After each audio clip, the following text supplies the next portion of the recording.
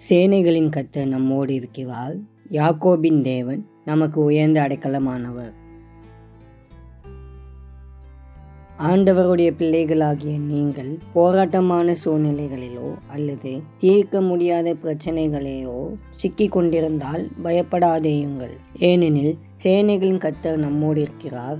அவர் அண்ட சராசங்களையும் படைத்தவர். அவரை நீங்கள் கூப்பிடும் போது அவர் உங்களுக்காக யுத்தம் செய்கிறார். நீங்கள் எப்பேற்பட்ட போராட்டத்தில் இருந்தாலும் சேனைகளின் கர்த்தர் கரத்தில் உங்கள் பிரச்சனைகளை ஒப்படைக்கும் போது அவருடைய வல்லமை மற்றும் அசைக்க முடியாத பாதுகாப்பில் நீங்கள் ஓய்வு எடுக்க முடியும்.